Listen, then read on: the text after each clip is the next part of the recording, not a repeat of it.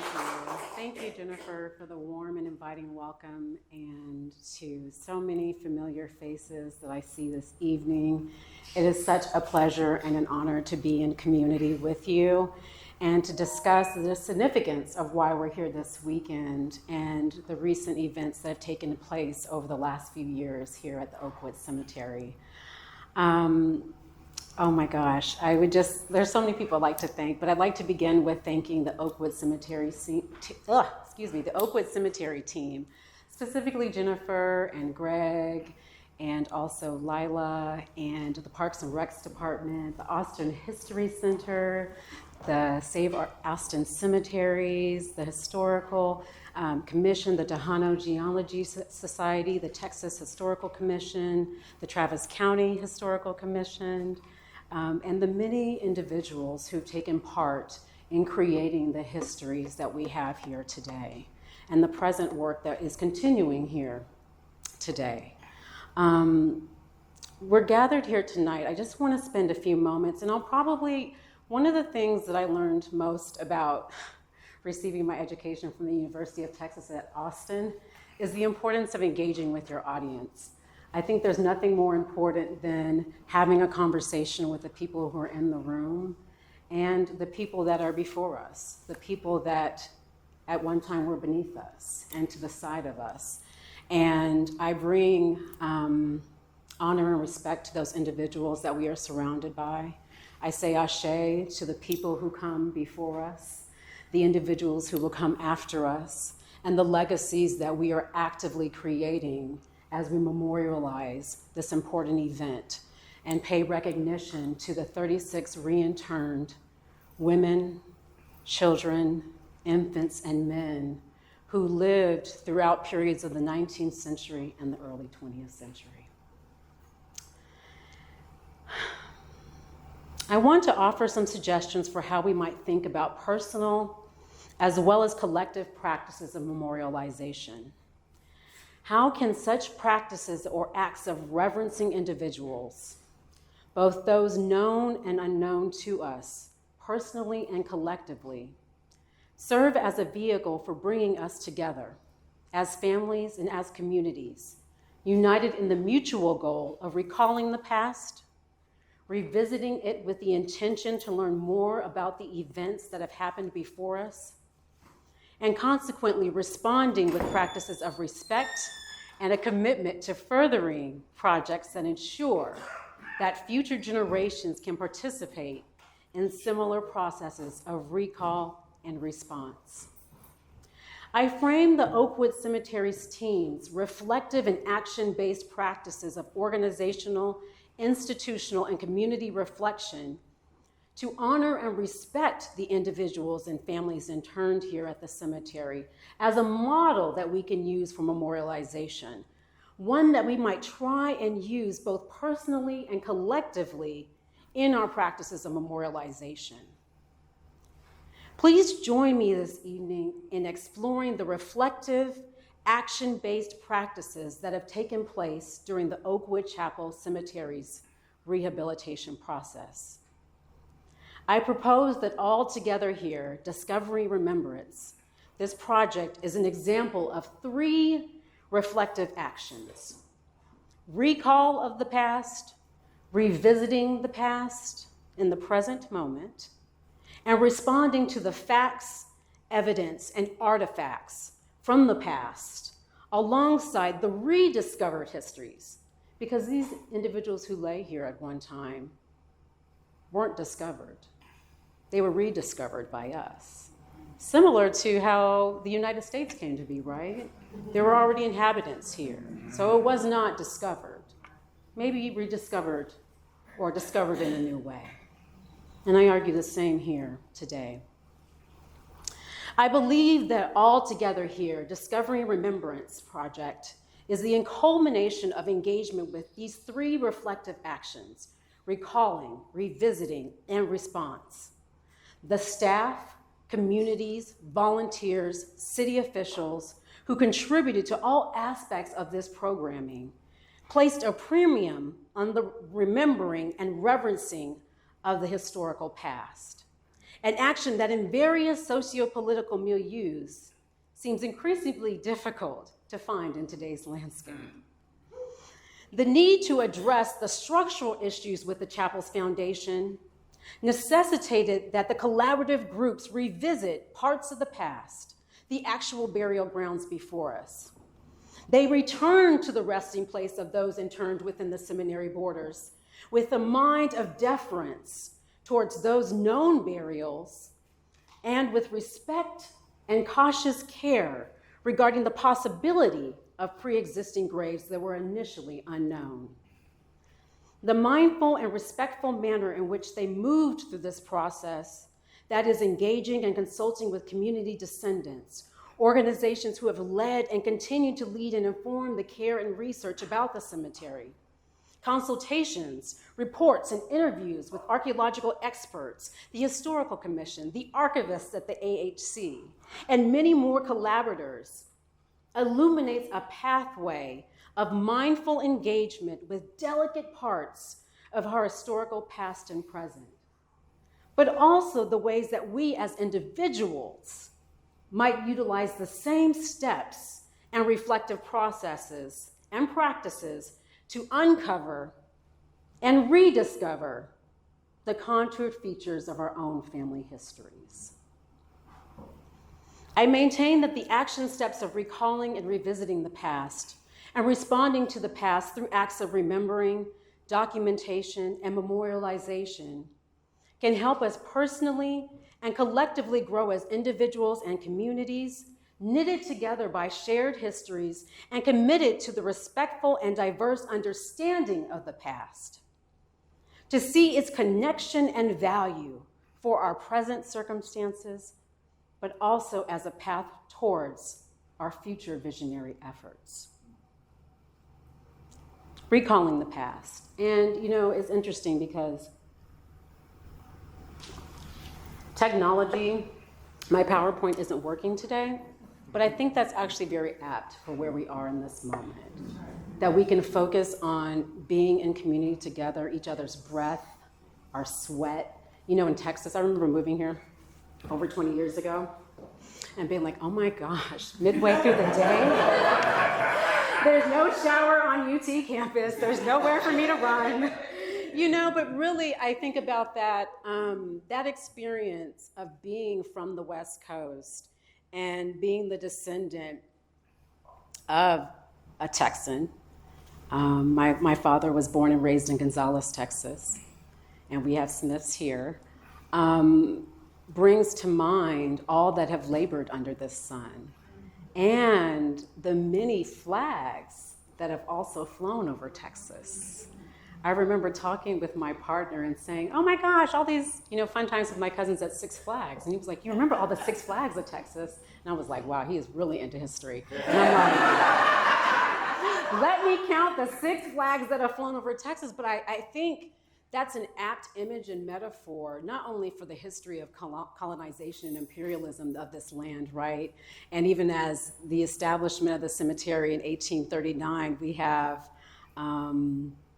the Mexican War and years later the Treaty of Guadalupe Hidalgo and all of these things that change our understandings sometimes of Texas history and who is Native Texan and who this land initially belonged to, but maybe even arguably who it belongs to now, right?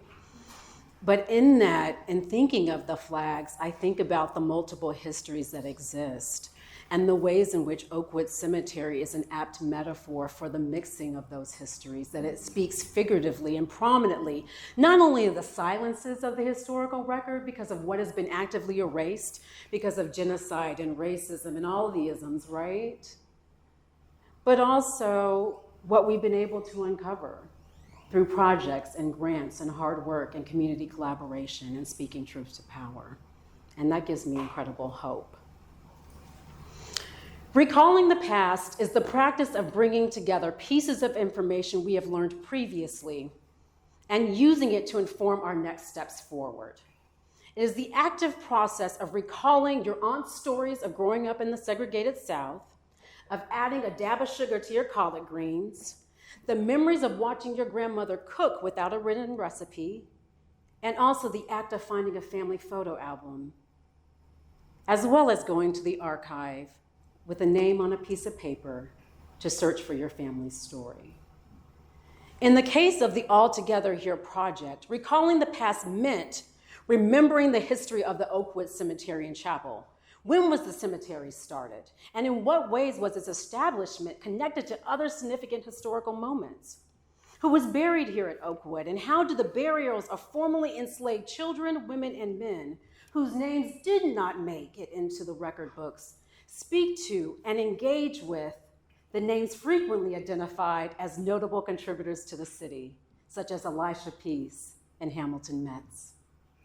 The city cemetery, as it was initially called, was established in 1839, the same year in which Austin was designated the capital city of what was then the Republic of Texas. The area of land that would eventually serve as a resting place for more than 23,000 residents, departed loved ones, as well as individuals without the socioeconomic income or social and familial capital to receive a marker to document their lives, was in flux and transition, much like the area lands and regions surrounding its borders. The cemetery was established only 3 short years following the province of Texas's declaration from Mexico. In the early days of the cemetery, the residents of Austin would have witnessed the annexing of Texas in 1845, the Mexican-American War from 1846 to 1848, and the Treaty of Guadalupe Hidalgo that takes place the same year, and numerous other national changes that wreaked devastation, pain, suffering, and dislocation for many while creating gains for others. In 1856, the cemetery became the official burial grounds for the city, and 3 years later was renamed to Austin City Cemetery. This name shift coincided with the creation of segregated sections of the cemetery. It's no accident that this took place less than a decade before the commencement of the United States Civil War in 1861, in which many history books will state that the Civil War was about what? What do the history books say the Civil War was about? Look at all these historians, states' rights. Well, bark, right? The Jeopardy would be like, no, you do not win the money, right? Lincoln's primary aim, right, was really to restore the Union, to bring it back together for the economic good of what was then the United States, right? Concurrently within this history, as the Confederacy sought to have their own economic government and to maintain the acts of enslavement, within this period, a former resident of Arkansas, an enslaved man of African descent, relocated to Austin. With his heart focused on preaching the good news of the gospel of salvation to Black African-American residents that resided here, Reverend Jacob Fontaine established many faith-based congregations while also championing the written word and education through his newspaper, The Gold Dollar. Fontaine believed that enabling future generations of Black and African-American citizens to share their talents with a nation that had maligned their ancestors was necessary for progress. I mentioned these historical shifts and episodes of national divisiveness and records of commendable achievements like Fontaine because I believe that these historical facts, tensions, and truths influenced the collaborators who worked on and spearheaded the All Together Here project that we see here today. I believe they recall the facts of this city's history and the contested and at times contradictory viewpoints held by the cemetery's diverse and eclectic inhabitants, and use these historical truths to spearhead the Oakwood Chapel Cemetery Rehabilitation Project. To engage in the process of recalling the past is to have read, listened to, and internalized as fact the eyewitness accounts, the court documents, the family porch conversations, the lived experiences, and shared community stories, and to take those nuggets as fuel for our journey forward. On November 29, 2016, archaeologists monitoring construction discovered small bone fragments while drilling a pier shaft from the chapel interior. All construction activity was immediately halted. With the wisdom and leadership from former City Council District 1 member Ora Houston, city officials, the Travis County and Texas Historical Commissions, the contractor and archaeological team proceeded, after halting and asking the community for feedback, to closely monitor the soil removal, to better understand the scope and the scale of the potential burials that were here. By late February 2017, enough soil had been carefully removed to indicate that 38 burials existed within the building footprint. At that time, 25 burials were estimated, but that number later grew to approximately 38. It was then understood that the chapel had been constructed on top of pre-existing graves, as we now know. Community engagement began within a week of the initial assessment. I read excerpts from the accountability timeline to call to our remembrance the ways in which collaborators and contributors to the All Together Here Discovery and Remembrance Project returned to the source that is here, the grounds, to investigate what had been left behind many years in 1914 when the chapel was initially erected, but also again in 1944, during the first phase of the rehabilitative project to restore weaknesses in the chapel structure. The reflective practice of revisiting the past is the process and action of returning to originating sources to recover what we did not learn or find the first time we looked. It means standing in the present moment, having recalled what we have already learned, and looking again to the source material, in this case, the ground and the soil, to see what we have missed. It's asking what needs to be rediscovered. What might we have missed since the last time we looked? Are there sources that we need to review again? Although the structural elements of the chapel urged reconfrontation, if you will, of certain aspects of the burial grounds, I think it is important about this moment, not necessarily the reason why the project was initiated, but the means by which fixing what initially could have been a rather ordinary project of retrofitting and stabilizing a structure became an opportunity for reflection and facilitated community conversation and investigation into the living histories that still remain. Revisiting the past means returning to the evidentiary documents and artifacts such as the cemetery ledgers, the sexton's words, descendants' oral histories, family albums, city records, histories about city cemeteries, African American, Latinx, Jewish, Anglo, and other histories, to learn anew and to rediscover life artifacts we have individually and collectively missed. Sometimes there's a tendency to want to rely solely on technology for the answers, much like tonight. I feel like my ancestors were like, oh, you wrote that. So see, now we're gonna really make you eat those and live those words, right? But it's perfect for me, it's perfect for me. It can feel unnecessarily messy, frustrating, or simply difficult to research and grapple with the silences and the missing or yet undiscovered puzzle pieces of our familial and ancestral stories. Technology is a wonderful resource, don't get me wrong. But sometimes the soil that we need to turn or dig into as it relates to our personal lives or collective histories calls for a more hands-on approach, much like what the archaeologists had to do in this project. The archaeologists initially used mechanical scraping and sediment removal to locate unmarked burials within the chapel's interior. However, after rediscovering the burial stains and features, they used their eyes, knees, and hands to go beneath the surface of the soil, to look for the most subtle changes in color, and to recover life stories that had been waiting to be rediscovered. An integral and important part of the revisiting phase of reflection is the work of being in community.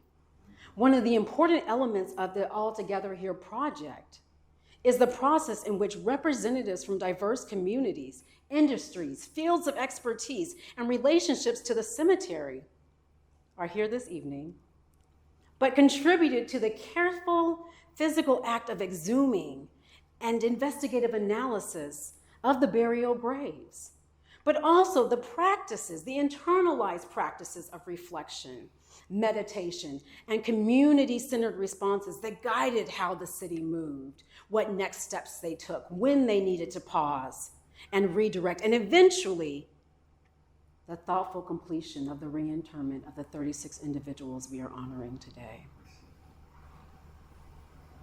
From community conversations to keep Austin residents and cemetery descendants apprised of their project's findings, to declarative calls to council members, faith communities, and nonprofit organizations leading in the care and preservation of the cemetery's work.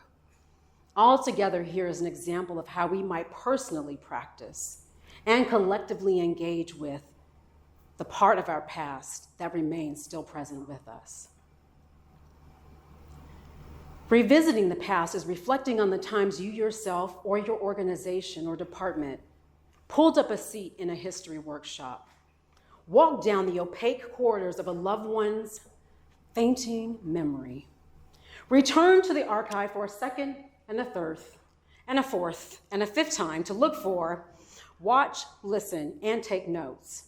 It's allowing the breeze coming from the cemetery grounds, the smell of the primary text, plat maps, and the tactile scroll through the microfilm and handwritten letters, and savoring the long ago past whispers of a beloved family member's life story to shape what you know and how you choose to unearth and bring that historical past to your present. But part of what I really wanted to capture in this notion of revisiting the past is the thoughtfulness in which the community and collaborators went back to the soil differently than when they had in 1944 and even in 1914. And I think that's so important and significant, and what brought me to give this reflective talk that centers not necessarily on the buttons and the crucifix and the wood stains and all of the things that were found in the dirt, but really the kind of ethereal meta part of what brings us together and what the exhumation of these lives means for us as a growing and changing community of diverse people with complicated and diverse pasts, but what I think is a really magnificent future and hope if we continue to dig in the soil, honestly. Part of the significance of the All Together Here process and project is how the project collaborators and contributors recalled the significance of Oakwood Cemetery's history and grappled with the new discoveries made during this chapel rehabilitation process. I believe that recalling this past and revisiting parts of this past in the present produced because of conscientious planning, intention, and a mindfulness towards community, a response that honors and memorializes those individuals who were rediscovered. Because the memorialization isn't just when we come together tomorrow to place a monument. It's been throughout this entire process. The dedication, the attention, and the respect in which diverse voices have come together to say, how do we grapple with this rediscovery? And what do we do next? Because if we found this particular area of the cemetery, are there other parts of the cemetery that remain unknown and life stories that we must excavate for our own healing and for their healing as well, right? For the stories that they were sharing with us, and we are just now taking the time to unearth. Throughout the exhumation and reinterment process, the community has responded with compassion, recognition, and reverence for the 36 individuals reinterned. In doing so, they developed forums like that in 2017 that engaged the community in the process of how to move forward. 2019 community engagement sessions during the bioarchaeological analysis and collection periods, and a 2020 symposium regarding the archaeological findings, which brought together diverse researchers, exhibit specialists, community organizers, and historians and activists and archivists to talk about Oakwood Cemetery. In 2021, they also hosted a public blessing for the reinterned individuals that brought together communities of different faiths traditions, and walks of life to remember and reflect. I believe that we can look at the multi-year process that Oakwood Cemetery underwent, along with the many individual and organizational collaborators that yielded their time, experiential and professional expertise to develop a plan of action to exhume, reintern, and memorialize pre-existing but unknown burials as an example of these steps in action. The Altogether Here Discovering Remembrance Project engaged and recalled the past to remember historical truths like the devaluing of past ancestral burial grounds, the exclusion and separation of communities based on race, ethnicity, socioeconomics, and presumed, quote, social value, to determine a different pathway forward. The attention to and respect for stories that unfolded through the unearthing of stain and coffin wood remains, decorative dummy tax heads, nails, and associated artifacts in the form of personal items were then connected to organizational and community collaborative processes that invited participation and feedback from those who now make up Austin. Oftentimes, I think city programs focus mostly on the living, which I think is appropriate, right? They do estimates on how many children are being born, how many new residents are moving to the city, and that's appropriate and apt. I do believe that city government should prioritize those that are living and moving to existing locales. However, I also want to draw our attention back to where we are today. And that is the individual and collective intention to honor and recognize those who have passed on to the other side.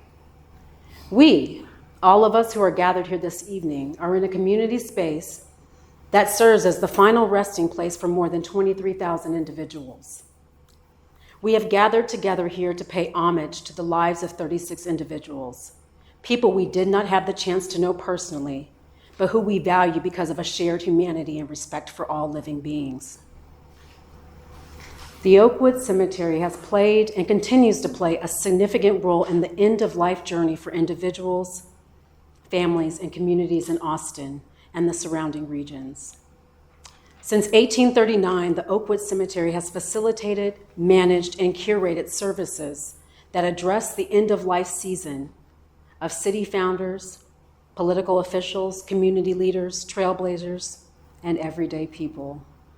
As we stand here today, or sit here today in this room, all together here, much like we are together here in this city, we can commit to continuing to walk with and support the activities and programs offered by the Oakwood Cemetery. We can commit to a life path in which we individually and collectively gather to recognize and honor the work of those who have labored and their life season now ended, while also honoring the work of those who have helped recognize and memorialize those who are now at rest. That's, I think, where I will stop. I will do another activity if people don't have questions, but I'd like to leave opportunity for questions or engagement with the entire process of why we are here today.